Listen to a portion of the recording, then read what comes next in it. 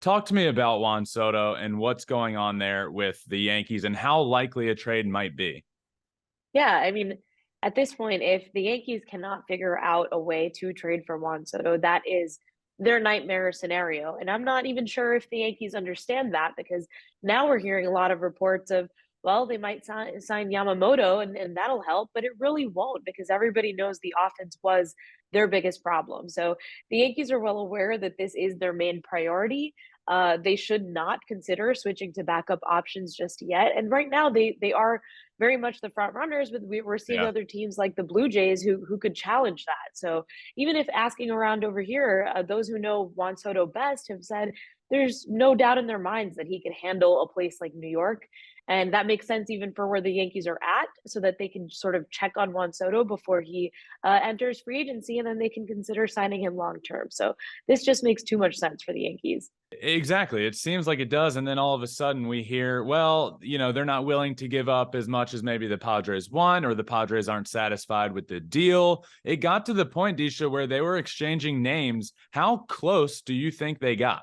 I think they definitely got right to that 3-yard line. I would say finish line, but finish line is like very much when already the players have been agreed to, and then we're just sort of going through medical checks and processes there. So right now, it really feels like there's just waiting on one or two names. The Yankees are super reluctant to give up Michael King, who they consider can be a big part of their rotation next Yeah. season. He did finish last year really strong, but again, that's I think they should maybe just breach that a little slowly because Michael King had a strong season when the Yankees were already out of contention. So can he actually be strong when they're in contention? That's still nobody knows. So if it really comes down to Michael King is the deciding factor Yeah. between Juan Soto, I think most fans would agree just get Juan Soto any way that you can. Yeah, I would absolutely agree with that as well. He's the perfect fit for the Yankees lineup. A big left-handed bat, doesn't strike out a ton. It just feels like the perfect fit, and we'll see if they're able to pull it off. Another guy that would also kind of fit that mold, especially from last year, a big left-handed bat that doesn't strike out much was putting the ball in play. And I know Cody Bellinger was maybe not that guy the few years prior. We saw strikeouts up, but he changed his approach completely last year. I think he'd be a great fit in that Yankees lineup. We have heard him mentioned a ton there as well. Cody Bellinger to the New York Yankees. How likely would that be? Yeah, they've again, the Yankees have been tied to Bellinger for almost a year now. They even at last year's trade deadline, there were some reports that he might come to New York before the Cubs were actually playing better than the Yankees, so it took him out of that deal.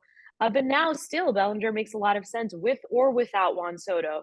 They should still try to go for him. I think the holdup there is really just the asking price, because it is that the Yankees have doubts about whether or not he can be consistent long term Yeah. if they do go for that sort of deal. And he is at this point in his career looking to land a long term deal. So if the Yankees don't give it to him, somebody will. And again, if the Yankees miss out on someone like Bellinger, this could be something they're looking back on and regretting. So they really, this should be an off season for the Yankees, particularly after their disaster of a season last year, to just go all in and sort of have that evil empire off season that everyone can talk about and hate on afterward. Specifically with the Yankees, but I guess other teams as well. At this point in his career, Bellinger's wanting a long-term deal, put himself in position last year to make a good bit of money. But Disha, how apprehensive are our teams to give him a long-term deal after what we've seen from his career so far? MVP caliber talent, then really low lows and not playing well at all. And then last year, a different player than MVP Bellinger, but a very good baseball player. But for 1 year, how apprehensive would teams be to give a long-term deal when there do seem to be a lot of question marks? Yeah, and that's exactly it. There's a lot of apprehension, especially sort of coming from the player's side himself. When I talked to Bellinger last summer and I sort of got to the meat of the issue, which is what changed. Why are you suddenly so good now? And even he didn't have an answer beyond, well, I started listening to my body and trusting myself.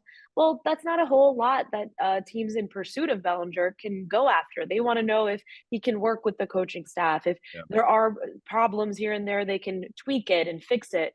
And those are sort of the issues, at least when I spoke to him, where he was not super ready to agree to. Of course, now it's different when you're putting millions on the table, but it seems like that apprehension is at least in part coming from maybe the sense of pride from Bellinger, from, hey, listen, I'm an MVP, just trust me here. And that's not really how deals work. You need to know that teams need to know that they're going to check off all the boxes and go through the process, especially in a long-term deal.